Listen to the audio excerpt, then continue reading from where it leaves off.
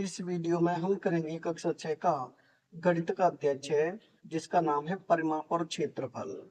Page number 143 पर दिया हुआ है। पिछली कक्षाओं की अपनी समझ का प्रयोग कर ग्रिड पेपर द्वारा किसी भी बंद आकृति का क्षेत्रफल की गणना कीजिए। और यानी कि जैसे ये ग्रिड पेपर है, इस ग्रिड पेपर में जो भी बंद आकृति दी है उसका हमें क्षेत्रफल ज्ञात करना है। जैसे सबसे पहला प्रश्न है, नीले त्रिभुज BAD का क्षेत्रफल ज्ञात कीजिए। इसमें त्रिभुज है, नीला त्रिभुज दिया है बुक में, इसमें मैंने ग्रीन बनाया हुआ है। त्रिभुज है BAD, इस त्रिभुज का हमें क्षेत्रफल ज्ञात करना है जो ग्रीन दिख रहा है। क्या करना है? इसका क्षेत्रफल ज्ञात करना है। तो ग्रिड में क्या होता है, जैसे जिसमें एक वर्ग है वो तो पूरा वर्ग लेते हैं, और जो आधे से ज्यादा होता है उसे भी पूरा लेते हैं, और आधे से कम होता है उसे नहीं लेते हैं। तो इस त्रिभुज का यानी त्रिभुज बी और AD, इस त्रिभुज का हमें क्षेत्रफल ज्ञात करना है। तो त्रिभुज का क्षेत्रफल क्या होता है? त्रिभुज का क्षेत्रफल होता है, इसके लिए फॉर्मूला होता है आधार। क्या होता है? आधार गुणा ऊंचाई बट्टे में होता है 2। आधार कितना है इसमें गिन के देखें, 1 2 3 4 5, 5 इकाई है, तो यहाँ लिखेंगे हम आधार 5 गुणा में ऊंचाई। ऊंचाई कितनी है? 1 2 3 4, कितनी है? 4 बट्टे में होता है 2। 2 का भाग देंगे 4 में, 2 कल 2, 2 दूनी 4, कितनी बार कटा? 2 बार। यानी ये हो गया 5 गुणा में 2। 5 का गुणा 2 से करेंगे कितना होगा? ये हो जाएगा 10, यानी कि 10 वर्ग इकाई। त्रिभुज का क्षेत्रफल कितना होगा? यह हो जाएगा 10 वर्ग इकाई। यह लिख दें 10 वर्ग इकाई। इकाई, ये हो गया पहले प्रश्न का उत्तर, 10 वर्ग इकाई। यानी कि त्रिभुज BAD का क्षेत्रफल हो गया 10 वर्ग इकाई।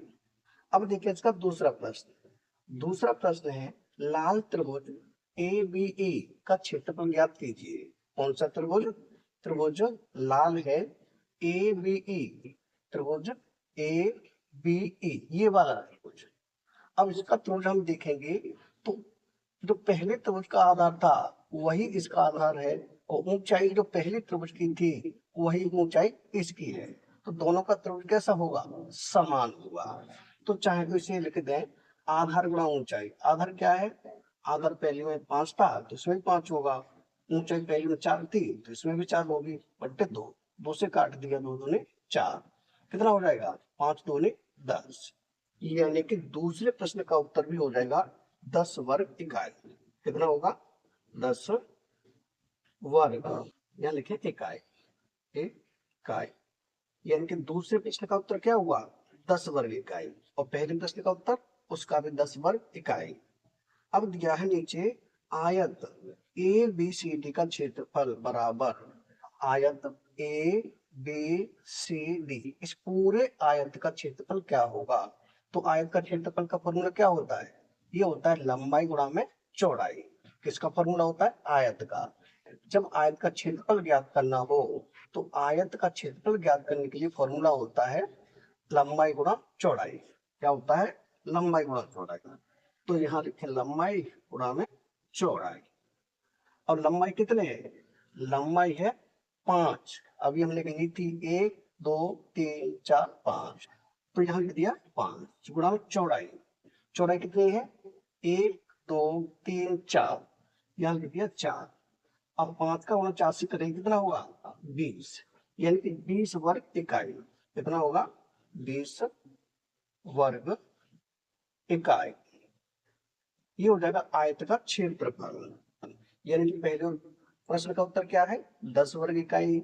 दूसरे प्रश्न का उत्तर क्या है? 10 वर्ग इकाई। और जो आयत का क्षेत्रफल है वो हो जाएगा 20 वर्ग इकाई। यानी यही हो जाएगा हमारे उत्तर। यानी इस वीडियो में रखते हैं इतना ही। अगर वीडियो पसंद आए तो लाइक करें, कमेंट करें, अपने दोस्तों के साथ शेयर करें। धन्यवाद।